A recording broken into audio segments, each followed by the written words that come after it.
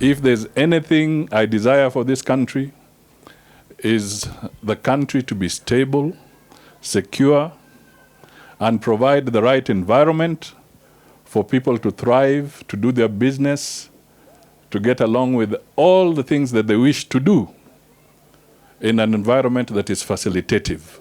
That would be my desire. And I'm sure that's the desire of the millions of Kenyans. So Chachu, Ndwati, Kimari, and the others, let me assure you that if the journey is to give Kenya a stable future, I will be there. We may have divergent views, we may have different opinions, but at the end of the day, let us persuade our neighbor through logic and not through force or intimidation or harassment. Let us persuade the people we want to live in this country and to help us be part of their leadership through logic. Tuachane na ukabila, tuachane na intimidation, na pia tuachane na uongo, because we have a lot of work to do, even to resuscitate this economy. And I have to speak to it, because I've been seeing in the media people keeping on talking about models. To resuscitate the Kenyan economy from where we are going into the future is not an academic exercise. You talk about models when you are in an economics class, or you're in a chemistry class, or you're somewhere and you're giving people stories about models. Let us be clear.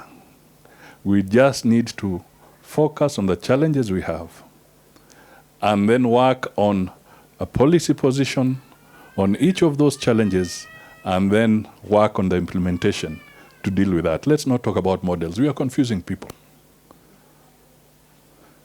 Do we have a huge debt? Yes, we have a huge debt, public debt. Let's figure out how to deal with it.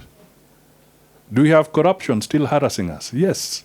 Let us figure out how to put laws and to implement laws that are effective and deal with corruption.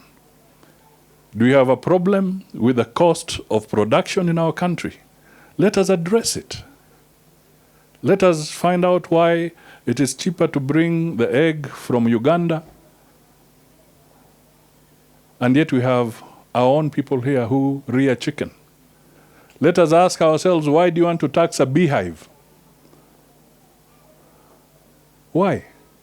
If a farmer in Muranga or in Baringo is keeping some bees, now you're bringing in a tax to go to a beehive.